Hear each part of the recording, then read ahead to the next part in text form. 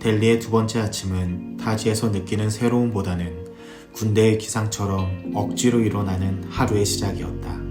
나는 바라나시로 출발하는 오후 기차를 타기 위해 아침부터 풀어놓지도 않은 짐을 다시 정리한다. 몇 차례 의미 없는 일을 반복하다가 금방 지친다. 그러다 한인이 운영하는 카페에 찾아갔다. 한국을 떠나와서 동포가 그리웠던 것은 아니다. 떠나온 지 이틀밖에 되지 않았으니 말이다. 또 혼자만의 여유를 충분히 즐길 시간이 필요했던 것도 아니었다.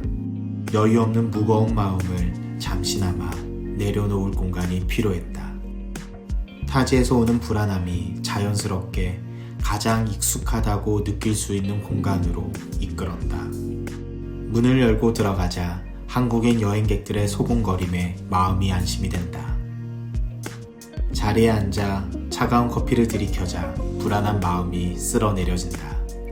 특별함 없는 이런 공간에서 안도를 찾은 나는 스스로에게 온 상태의 변화를 느끼기도 전에 노트북을 꺼내어 바라나시에 대한 정보를 찾기 시작한다. 분명 여행을 오기 전부터 철저하게 공부했다. 인도 여행 책자를 끼고 살았었다. 문화 차이에서 오는 충격을 줄이기 위해서 인도의 신화, 역사, 문화 등을 공부하느라 읽은 책만 5권이나 된다.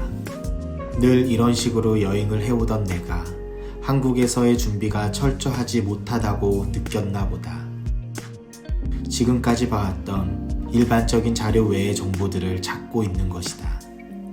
어느덧 기차 시간이 다 되어간다. 역으로 가야 하는데 아직 찾은 정보가 충분하지 않았다. 이럴 때만 시간이 빨리 간다. 남은 커피와 녹은 얼음이 섞인 물을 들이켜고 자리에서 일어난다. 기차에는 어디론가 떠나는 사람들로 가득하다. 드디어 거친 소리를 내며 열차가 들어온다. 인도 특유의 파란색 열차가 플랫폼에 들어와 멈추었다. 사람들은 기다렸다는 듯이 탑승문 입구로 몰려든다. 마치 피난열차에 자신의 몸을 구겨넣듯이 좁은 문으로 몸을 밀어넣는다. 줄을 서는 모습은 도저히 찾아볼 수 없다. 나는 점점 사람에게 치여서 뒤로 밀려났다. 도저히 저 틈을 비집고 열차를 탈 용기도 그럴 틈도 보이지 않는다. 그러다 불현듯 이러다가 열차를 놓칠 수 있다는 생각이 든다. 그러면 이곳 델리에 다시 발이 묶인다. 챙이 긴 야구 모자를 깊이 눌러 쓰고 고개를 숙이고 몸을 던진다. 비장한 각오다. 마치 시위 진압대의 방패 사이를 비집고 들어가듯이 뚫고 들어간다. 마침내 뒤를 잡았던 큰 배낭의 방해에도 불구하고 열차 안으로 들어오는데 성공한다. 탑승한 칸은 현지인들이 많이 타는 침대 칸이었다. 이동 경비를 조금 아껴보겠다고 선택한 결정이었다. 열차의 출발과 동시에 황당함도 시작된다.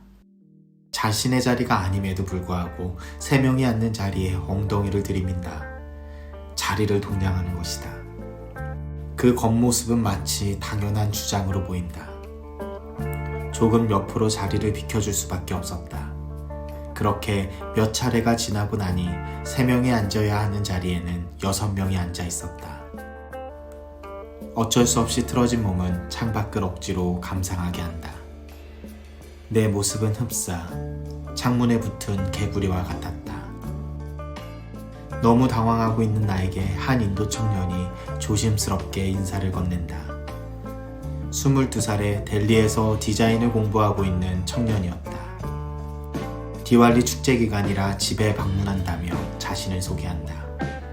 가벼운 인사와 함께 말을 이어나가는데 내 부족한 영어 실력과 하루 만에 생긴 불신에 대화를 연결시키기 쉽지 않았다. 이런 내 심정을 모르는 의심스러운 이 청년은 계속 너스레 말을 걸어온다. 어지럽다. 현기증이 난다. 더운 것에 비하여 땀이 너무 많이 흐른다. 인도 사람들의 시선이 점점 따갑다. 코를 괴롭히는 쾌쾌한 냄새는 정신마저 혼미하게 한다. 이런 나의 이상 증상을 가장 먼저 발견한 사람은 의심스러운 청년이었다. 나의 안부를 묻고 가장 위의 칸인 자신의 자리로 안내했다. 그리곤 잠깐 사라졌다가 다시 나타날 때는 물 2병을 들고 와서 마시라고 권한다. 난 현지인이라서 견딜 수 있지만 너는 인도 더위에 익숙하지 않은 것 같아. 땀을 많이 흘리는데 이럴 때는 물을 많이 마시는 게 좋아. 2병의 물을 건네는 그에게 감사 인사를 하면서 하나면 충분하다며 물 한 통만 받는다. 그리고 물병을 이리저리 살펴본다. 마치 토라진 아이를 얼러주듯이 타지에서 온 이방인을 신경 써주는 그에 대한 의심을 풀지 않는다. 4시간이 넘게 연착된 열차가 드디어 바라나시 정선역에 도착했다. 짐을 챙겨서 조심스럽게 사람들 사이를 빠져나와 내린다. 의심스러운 청년은 4시간의 연착 동안 혹시 내가 목적지에서 내리지 못할까봐 계속 정류장을 체크해 주었다. 그리고 내가 내리는 순간까지도 배웅차 함께 따라 내렸다.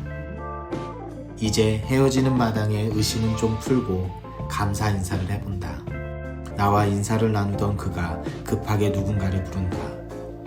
역에 있는 사람이다. 역무원인지 역사 직원인지는 모르겠다. 갑작스러운 호출에 우리에게 다가온 그에게 의심스러웠던 청년은 20루피를 쥐어주면서 이렇게 말한다. 한국에서 온 제 친구인데요.